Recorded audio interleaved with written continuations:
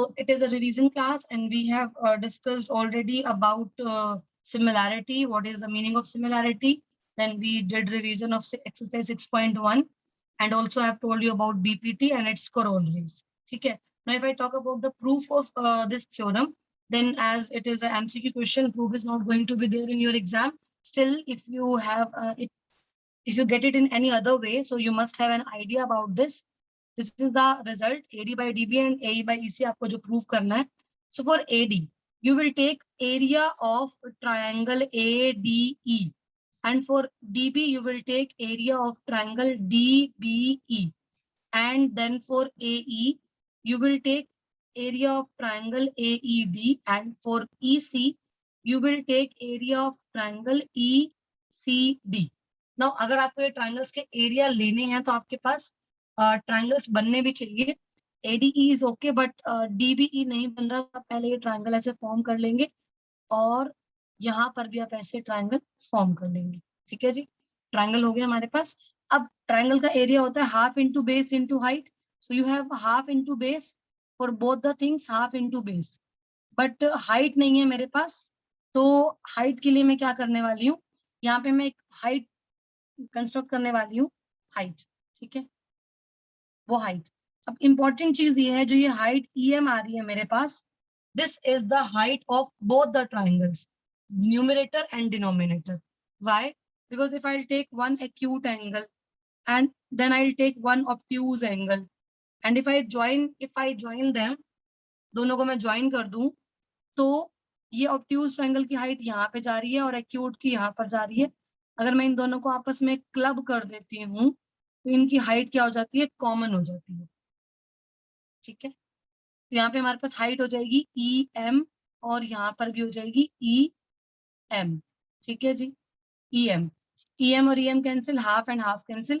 आपको मिल गया यहाँ से AD बाई DB. फिर जब आपने ये वाला ट्रायंगल लिया तो इसमें आपको मिलेगा हाफ इंटू बेस AE. अब आपको यहाँ पे भी एक हाइट लेनी पड़ेगी DN. तो यहाँ पे आप लिखेंगे हाफ इंटू, मैं बोल देती हूँ एक बार, half into AE into DN, then half into EC into DN. Half और DN कटेगा और आपको मिल जाएगा यहाँ पर AE upon EC. Now to make the right hand side equal, we have to make the left hand side equal. Now observe these left hand side. Left hand side में in numerator we have area of triangle ADE, and same in this numerator area of triangle AED.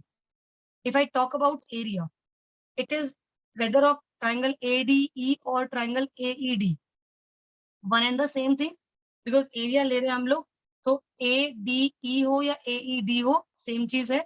So numerator equal हो गया. Now if I talk about denominator, this concept is little confusing for all of you because you have missed this chapter in class 9th. 9th में आपने एक chapter miss किया था, वो था area of parallelogram and triangle. तो वहां पे ये चीज कराई गई थी आपको. ये जो ट्रायंगल है पिंक वाला, ये इक्वल हो जाएगा ग्रीन वाले ट्रायंगल के, क्योंकि ये दोनों ट्रायंगल जो है वो सेम बेस पर हैं और सेम पैरेलल लाइंस के बीच में है.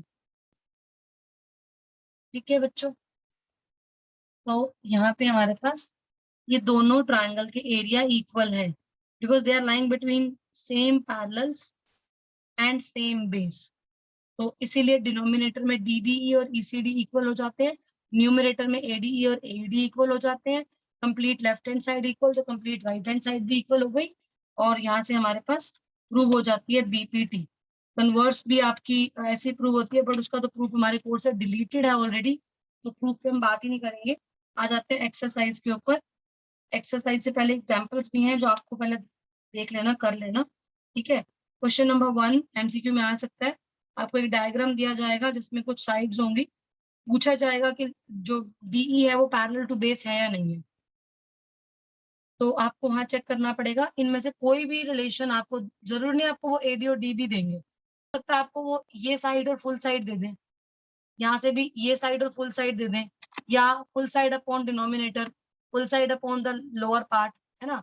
तो ऐसा आपको दे सकते हैं, तो भी आप चेक कर लेंगे. इनमें से कोई भी रेशियो अगर जस्टिफाई हो रहा है तो लाइंस पैरेलल है, अदरवाइज नहीं है.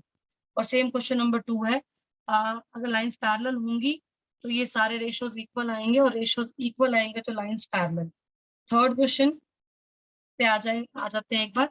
देखो जो ये थर्ड से लेकर ना थर्ड एंड फोर्थ दो क्वेश्चन तो ऐसे हैं जिसमें आपको बड़ा सिंपल सा पैरेलल लाइन दी हुई है। Let me tell you one thing, मैं पूरे क्वेश्चन को देखो करवाऊंगी नहीं डिटेल में, ना टाइम है ना जरूरत है, ठीक है। मेन मेन पॉइंट बताती हूँ। जब भी कोई लाइन पैरेलल होती है, जैसे यहाँ पर L M parallel C B है, मैं एग्जाम्पल ले रही हूँ, ठीक है, कोई भी हो सकती है। तो इसके ऊपर आप अप्लाई करेंगे बीपीटी, बेसिक प्रोपोर्शनैलिटी थ्योरम, या इसको आप बोलते हैं थेल्स थ्योरम, ठीक है। ये आप अप्लाई करेंगे, और इसको अप्लाई करने के बाद आपको मिलेगा क्या? आपको मिलेगा एक स्पेसिफिक रेशो, आपको एक रेशो मिल जाएगा, ठीक है। सॉरी, इसको आप नंबर 1 डाल देंगे। फिर जब आपको दूसरी साइड दी होगी, अब आप बोलोगे मैम कैसे अप्लाई करेंगे? बड़ा सिंपल सा आपको ट्रायंगल दिखेगा। मैं चलो इस क्वेश्चन की बात ही कर लेती हूँ। जैसे ये क्वेश्चन ऐसे है, अगर मैं बात करती हूँ ए बी डी की, ए बी डी की, it is not a triangle, so I can not apply BPT on A B D. BPT सिर्फ ट्रायंगल में अप्लाई होती है, तो हमें इसको एबीसी में अप्लाई करना पड़ेगा। एबीसी में जो ये एल एम लाइन है, ये वाली, this is parallel to BC, ठीक है। तो मैंने ये जो ट्रायंगल मेरा अपर वाला बन रहा है, सिर्फ ये ट्रायंगल, मैंने सिर्फ ये ट्रायंगल लिया और इस पे अप्लाई करी बीपीटी, और मुझे मिला रेशो क्या? A M by M B is equal to A L by L C. तो यहाँ मुझे मिला A M by M B is equal to A L by L C, ठीक है। फिर मैंने देखा कि नीचे वाली साइड भी मुझे पैरेलल दी हुई है, which one? L N parallel C D, L N parallel C D, ठीक है जी। ये पिंक वाला पोर्शन पूरा ट्रायंगल ले लिया मैंने, ये वाला L N parallel C D. यहाँ पे मैं फिर से अप्लाई करूंगी बीपीटी, फिर से मुझे एक रेशियो मिल जाएगा, दैट विल बी ए, यहाँ पे नाम है एन, ठीक है। A N by N D is equal to A L by L C. अब आप नोटिस करना, हमेशा जो ये दो रेशो आएंगे 1 and 2, पिंक वाला बहुत लाइट चल रहा है, मैं यूज नहीं करती अब इसको।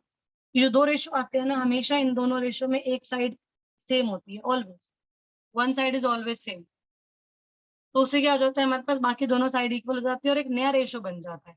फ्रॉम 1 and 2 एक नया रेशो बन जाता है, A M by M B is equal to A N by N B, और इसके ऊपर लगती है फिर कन्वर्स।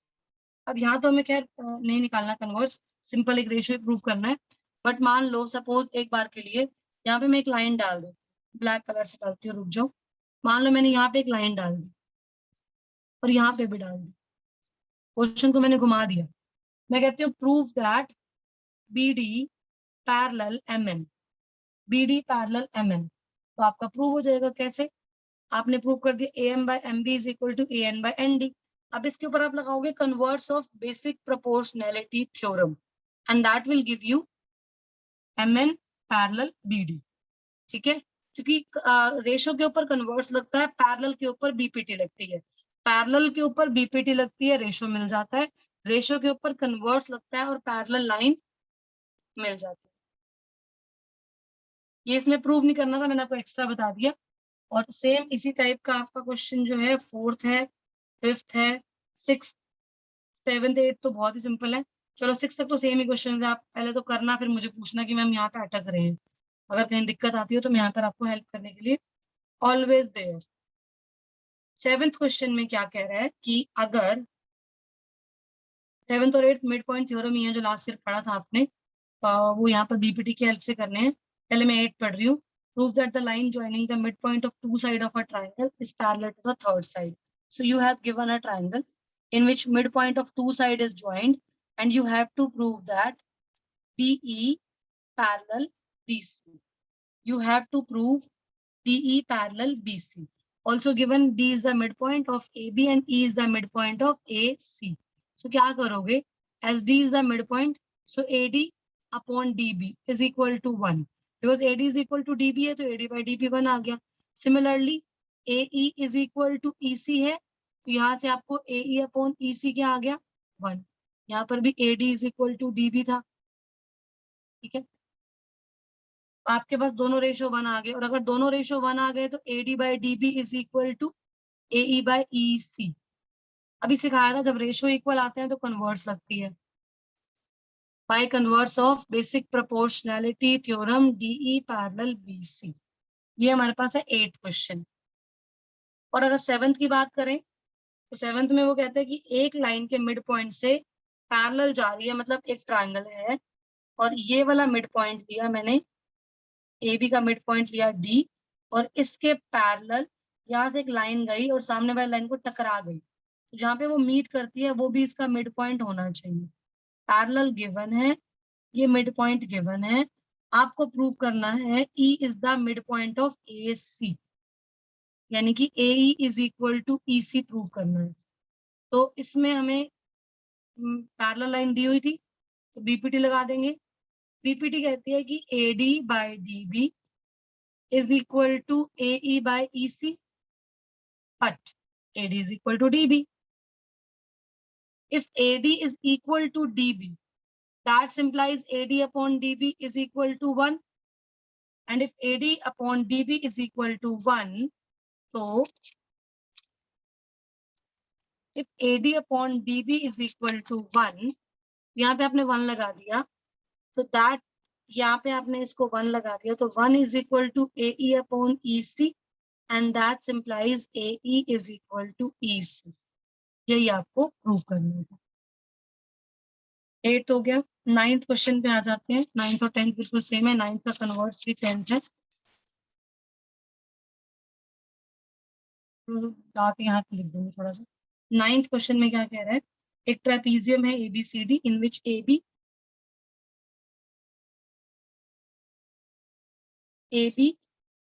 Parallel CD, ABCD।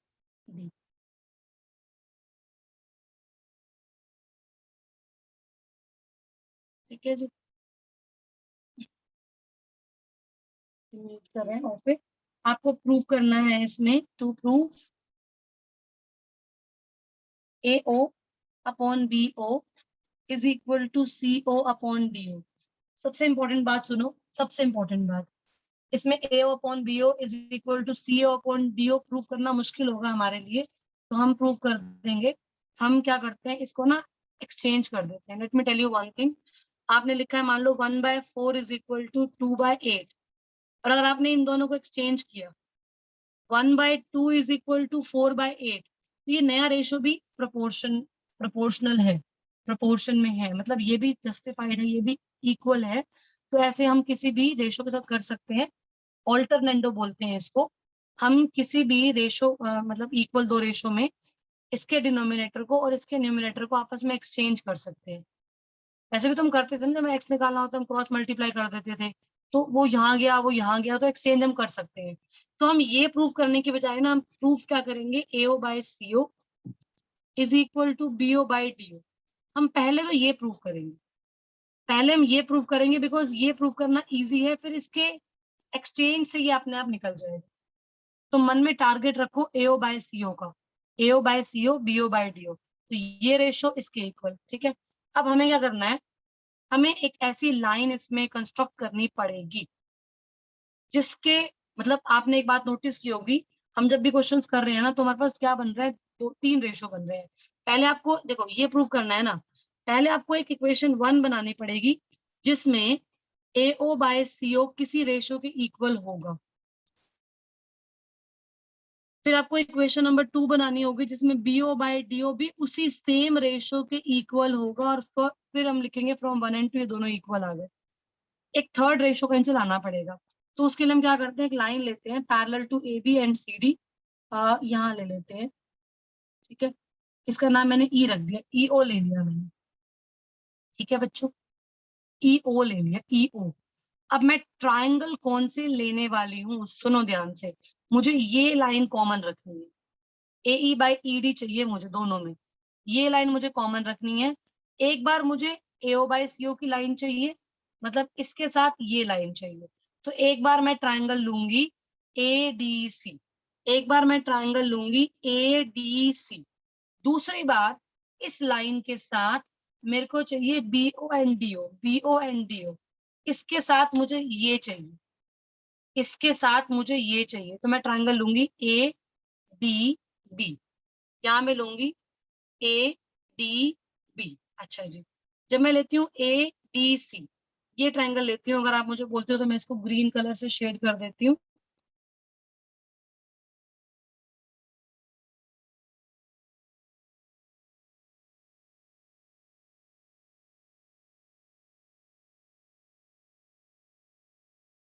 ठीक है, विजिबल हो गया अच्छे से?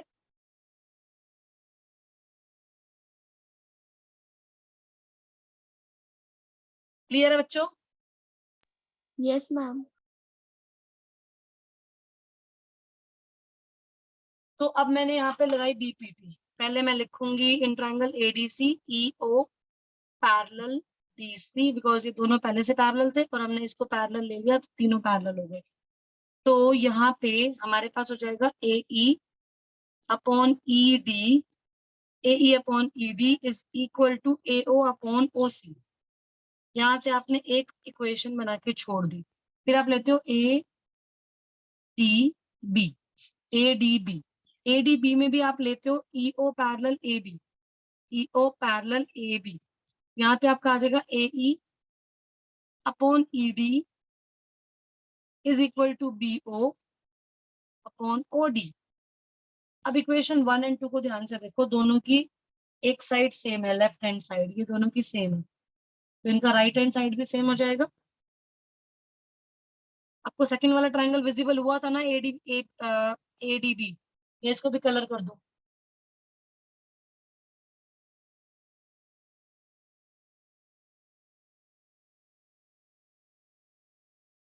बोलो, टाइम मत वेस्ट करो, कलर कर दो इसको भी, इसको पिंक कलर कर दो।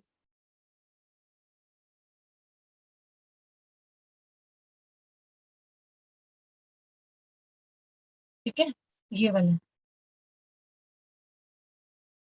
इसमें ये लाइन इसके पैरेलल होगी। ठीक, ठीक है जी। तो यहाँ से आपको दो इक्वेशन मिल गई, फ्रॉम 1 एंड 2 आपने ले लिया है A O by O C is equal to, इससे इससे ये उठाया, इसका ये उठाया, V O by O D, और फिर इनको एक्सचेंज कर लोगे तो आ जाएगा A O by O D is equal to O C, sorry, A O by O B is equal to O C by O D. इसको एक्सचेंज किए।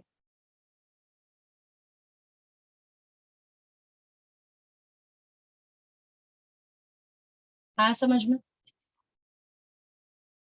Yes ma'am. ठीक है, तो ये हो गया हमारा 9th क्वेश्चन। 10th क्वेश्चन बिल्कुल सिमिलर टाइप का है, आप खुद करोगे क्योंकि फिर सारा ही कराऊंगी तो फिर कुछ हो नहीं पाएगा, तो आप 10th क्वेश्चन खुद ट्राई करोगे।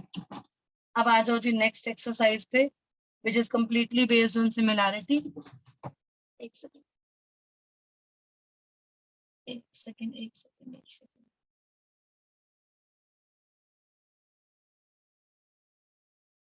हाँ जी बेटा, 6.3 है सिमिलैरिटी पे।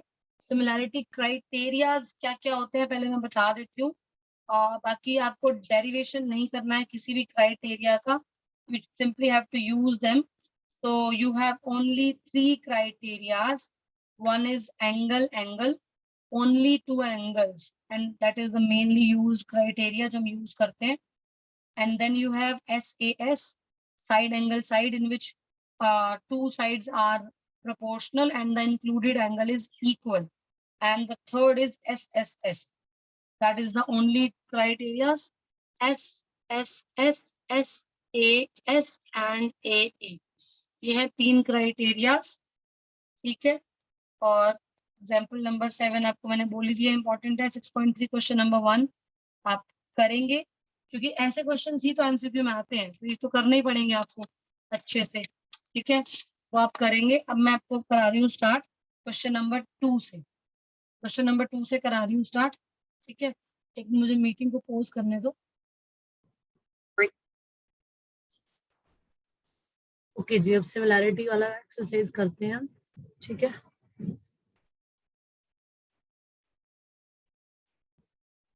तो एक्सरसाइज 6.3 का क्वेश्चन नंबर 1 तो आप खुद ही कर लेना। ठीक है, मैं थोड़ा जल्दी जल्दी निकाल रही हूँ। ये सारी ज्योमेट्रिक फिगर्स जो हैं ये सिमिलर है। आप ये भी एग्जांपल दे सकते हैं, ग्लोब वाला भी, ठीक है। ये कुछ एग्जांपल्स हैं। इसके बाद एक्सरसाइज 1, ये है क्राइटेरियाज, ठीक है। इनको डिटेल में बता दिया है सारा। एक्सरसाइज का फर्स्ट क्वेश्चन तो आप कर ही लेंगे। सेकंड क्वेश्चन पे आ जाते हैं। बच्चों वाला क्वेश्चन है ये भी, 9th का बच्चा कर सकता है आराम से। आपको क्या निकालना है इसके अंदर, आप देखो जरा, एंगल डीओसी, ये लाइन पैरेलल गिवन है।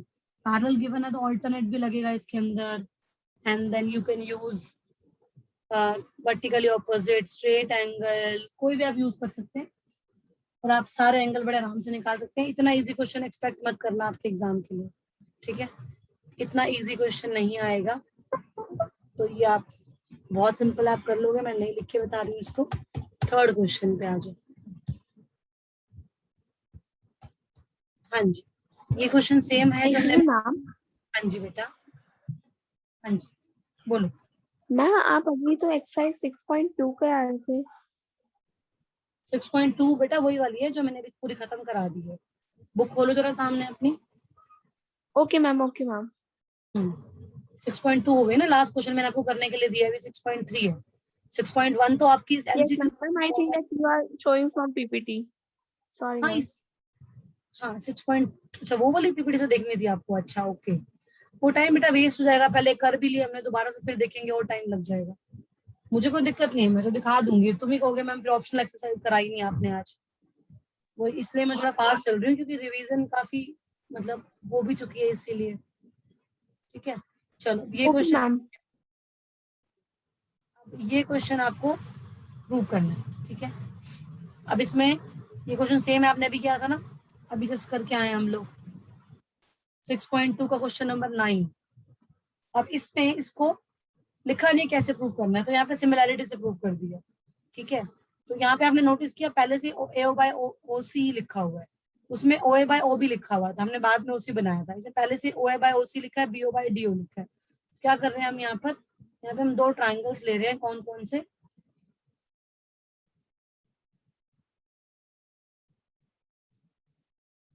एक तो ये ट्राइंगल ले रहे हैं AOB, एक हम ट्राइंगल ले रहे हैं DOC, ठीक है। और इसमें ये पैरेलल लाइन है, तो ये वाला angle 1 is equal to angle 2 alternate interior, angle 3 is equal to angle 4 again alternate, then the vertically opposite angles are also equal। हमें दो की जरूरत है, triangle similar हो गए, so their corresponding sides are proportional। you will write triangle AOB is similar to triangle, अब यहाँ पे गलती मत करना, DOC मत लिख देना, AOB के साथ DOC गलत है, because AO is not, angle A is not equal to angle D, यहाँ पे COD लिखना है। ये रेशो गड़बड़ कर दिया तो पूरा क्वेश्चन गड़बड़। AO by CO is equal to OB by OD, यही प्रूव करना था, ठीक है जी। ये वाला इजी तरीका है करने का, सेम क्वेश्चन आपने अभी किया था बट ये इजी वे है करने का, that is up to you आपको कैसे करना है। ओके ये क्वेश्चन काफी इंटरेस्टिंग है, काफी इंटरेस्टिंग क्वेश्चन है ये। एक मिनट, इसमें आपका डायग्राम जो है ना ऐसा है, ऐसा डायग्राम गिवन है आपको, QR by QS is equal to QT by PR। Prove करना है triangle PQS similar triangle TQR। अब अगर मैं ध्यान से देखूं PQS और TQR को और मैं सोचूं कि इन्हें सिमिलर कैसे प्रूव किया जाए, तो मेरे दिमाग में आएगा या तो एंगल, या मेरे दिमाग में आएगा SSS, या मेरे दिमाग में आएगा SAS। क्योंकि मुझे यहाँ पर एक एंगल के बारे में कुछ दिख रहा है और दो साइड्स दिख रही हैं, तो मुझे ऐसा लगता है कि शायद मैं ये वाला यूज कर पाऊंगी, क्योंकि इन दो ट्राइंगल में मुझे दूसरे एंगल के बारे में कुछ नहीं पता। और एक बार ध्यान से देखो, ये एंगल सिर्फ यहाँ तक है, पूरा नहीं है, पूरा नहीं है। तो मेरे को सिर्फ एक एंगल पता है, और मैं बात पता है कौन से ट्राइंगल की कर रही हूँ, एक ये छोटे वाला ट्राइंगल PQS, ये वाला, और एक बड़े वाला TQR, ठीक है। अगर मैं एक बार इन दोनों की साइड्स लिखती हूँ, कोरस्पॉन्डिंग साइड्स, अगर मैंने यहाँ से क्यू आर लिया मान लो, तो क्यू आर के नीचे आना चाहिए क्यू एस, ठीक है। और अगर मैं ये वाली साइड लूं, ये वाली क्यू टी, ये वाली, तो इसके नीचे आना चाहिए पी क्यू। और मैंने क्या किया, मैंने देखो क्यू आर लिया और फिर मैंने क्यू एस लिया, और यहां से मैंने टी पी लिया, सॉरी क्यू टी लिया, और उसके नीचे पी क्यू लिया। तो मैंने क्या लिया, this side upon this side, and then this side upon this side. तो इसके हिसाब से एंगल तो ये बनना चाहिए बीच वाला, और ये वाला एंगल जो है वो दोनों ट्रायंगल में कॉमन है, यानी कि angle 1 is equal to angle 1 common.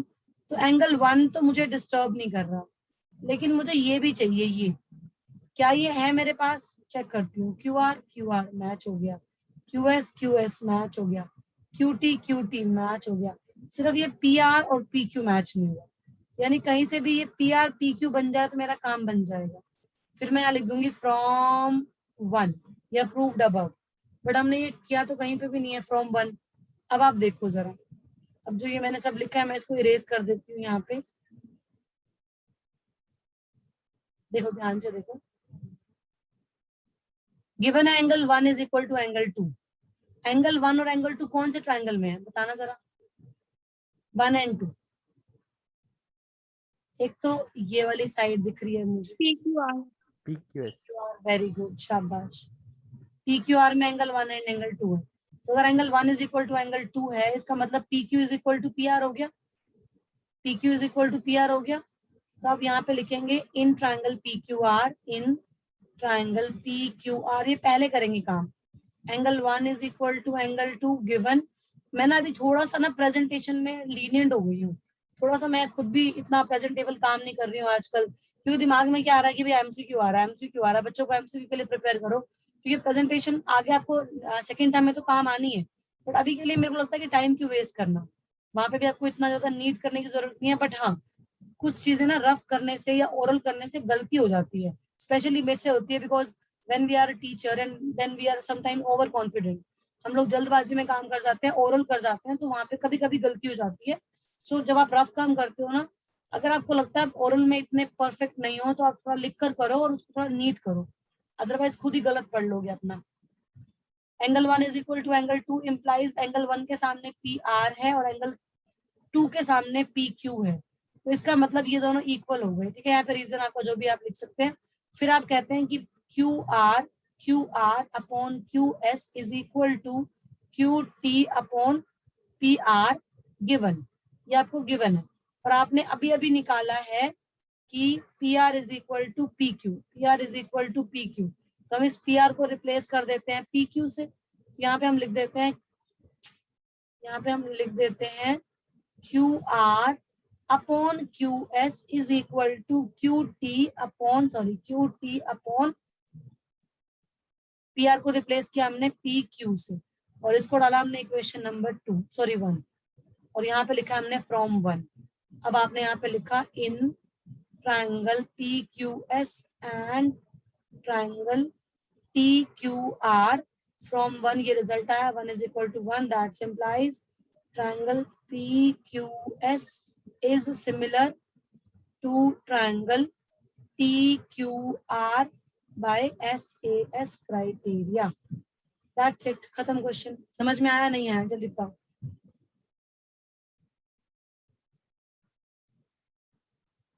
आया समझ में? Yes, ma'am. ठीक है जी, अब आ जाते हैं नेक्स्ट क्वेश्चन पे। वैसे ये मीटिंग खत्म होने वाली है, तो रीज्वाइन भी करना है आप लोगों को। तो ये ट्रायंगल जो कलरफुल है दिख रहे हैं आपको, ये डार्क में और ये दोनों आपको सिमिलर प्रूव करने थे, ठीक है। अब यहाँ पे क्लियर दिख रहा है ना, green line purple line clear दिख रहा है आपको यहाँ पे, ठीक है बच्चों। किसने ज्वाइन किया है?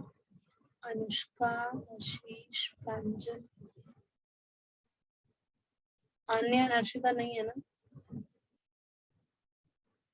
चल नो प्रॉब्लम, ठीक है जी। रिज्वाइन करते हैं बच्चों, टाइम अब हो गया है।